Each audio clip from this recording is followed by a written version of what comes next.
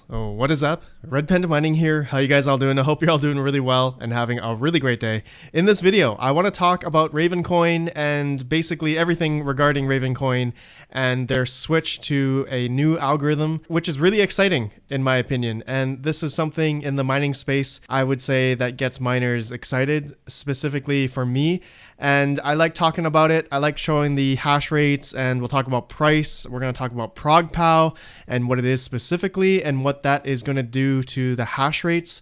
And I'm going to show you guys an example of an RX 580 and how every block is going to change the hash rate on this RX 580, okay? And I'm gonna explain why that happens, okay? So specifically, right now I'm getting like 10 mega hash to 12 mega hash to 11 mega hash. It really ranges on this RX 580, but that is due to the progressive nature of Prague POW or Kapow per se, okay, the implementation. And I will show you guys some net hash rates of other cards, and yeah, I'll talk about this in the end, and I'll give my opinion on which cards are going to be the best on Prague POW. Okay, so stay tuned for that, and I'll talk about profitability, I'll talk about mining pools, and some other stuff here, okay? So let's begin with why Ravencoin is moving towards a new algorithm, and you guys probably know why. It's due to the network hash rate and the takeover of ASICs and potentially FPGAs.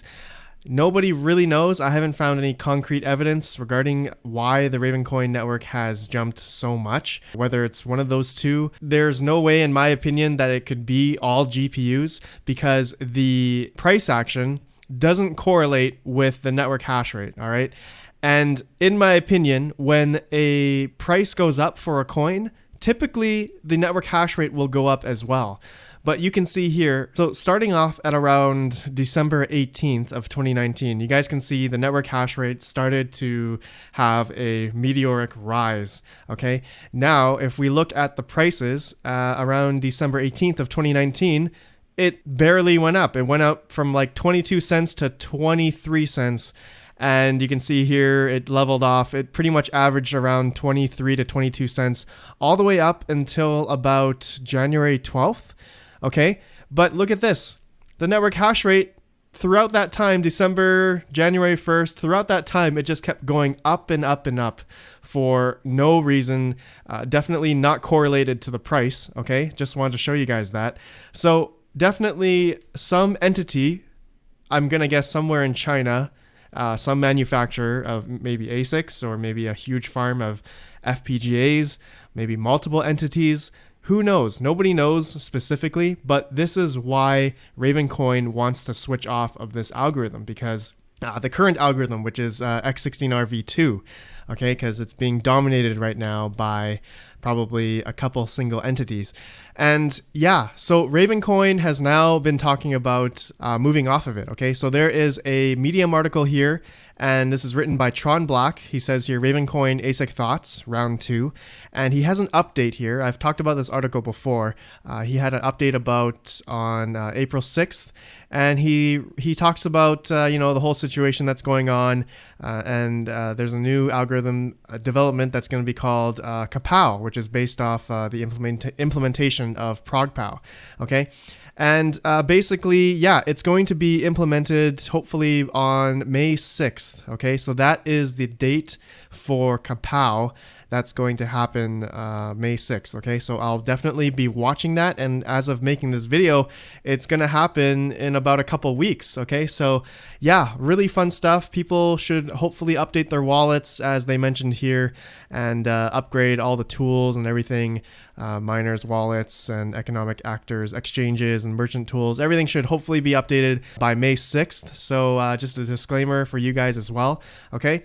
And yeah, I'll keep you guys updated. And now I want to talk about Prague POW. Okay, so Kapow is going to be based off Prague POW. For some of you guys, just to give you some information, what is Prague POW and how is it going to help us GPU miners in some form or fashion? Okay, so let's read what is Prague POW. Prague POW stands for Pragmatic Proof of Work. It is an extension of the current Ethereum algorithm ETH and is designed to make graphic cards more competitive and minimize centralization.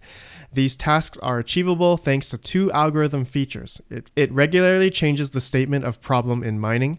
Prague POW uses all components of graphic cards to their full extent. Okay, so just basically everything on your GPU is going to be utilized. Now, how is Prague POW going to work, or maybe Kapow per se? So Prague POW means that each inner loop of the memory access, that is one iteration problem-solving process, is randomly generated program based on the block number. All right, so now this is where I want to correlate the hash rate of my single RX 580 here. Just to show you guys, I've been mining with it and testing it on Kapow right now. It's on the testnet. I'm using NBMiner, the latest version of NBMiner, and you can see here I'm getting different hash rates. But one thing I want to note for you guys, okay, the reason why the hash rates are different, it happens after every block change, okay? So you can see here, initially when I started the miner, I was getting about 10 mega hash. But you guys can see here in the middle there's something called generate new OpenCL kernel. And I believe right there is like a block number, 86956. But the number before that, OpenCL kernel, was 86955. Okay, so going along, you can see the mega hash changed after 86956. Let's go to the next one. Let's see here. Yeah, so 86957, 11.29 mega hash, went back down to about 11 mega hash. And again, a new kernel happened, OpenCL kernel, and it kept going. And you guys can see here, I hit about 12 mega hash on this as well. And after it changed to a new block number, 86960, I went about 12.2 mega hash on an RX 580. And I've also been watching the power consumption that has been changing as well. Okay, so right now you guys can see the clocks I have in overdrive NTool. I'm running pretty high clocks, pretty close to stock, but the memory I've bumped up quite a bit. You guys do that at your own risk on your cards. This one specifically is an RX 580 Red Devil with Samsung memory. Okay, so that's that for the hash rate for my 580 here, and just talking about how it's changing all the time by the block number. So now, my friends, I want to talk about correlating to the network hash rate currently, which is about 38 terahash. If we are on miningpoolstats.stream right now and /Ravencoin, we can see right now that there is about almost 70% unknown hash rate according to mining pool stats. Usually they have all of the mining pools on here, but there could be a single entity or maybe a couple of entities out there that are mining on their own, like solo mining, okay? And you can see here also 73 blocks last unknown. So those are definitely going to someone who may be controlling all of this network hash rate on Ravencoin. And yeah, that's just something I wanted to show you guys, give you some information. And we will definitely watch this closely, okay? When May 6th comes around, I wonder how much of the network hash rate is going to drop. I just wonder how much it's going to drop, and I'm going to guess it's going to be about, depending on the profitability, okay? So this is where the money comes in. I hate talking about profitability, but as you guys know, it's one of the biggest things that a lot of us miners look at, and depending on the network difficulty, the network hash rate, and the price of the coin, it's gonna take effect of how many miners are gonna come onto the Ravencoin network, right? So we will definitely watch that. I'll keep you guys updated and all that good stuff. So, and to show you what I mean by profitability is, for example, what to mine, and say you put in 6 1080 Ti's and hit calculate.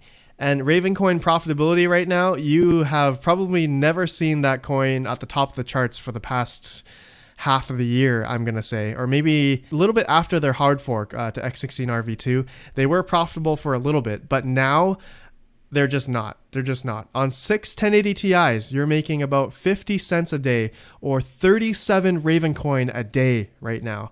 That's brutal. That is terrible.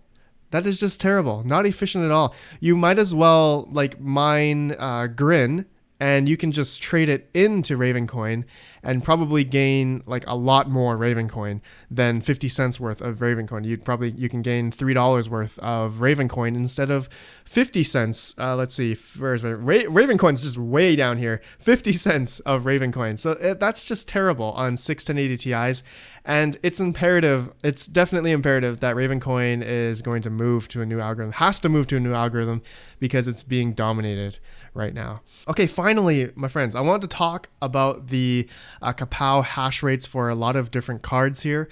And what I'm going to go by here, just to, I'm going to dedicate a video for just the hash rates for Kapow, but I just wanted to quickly end off with this, if you guys made it this far.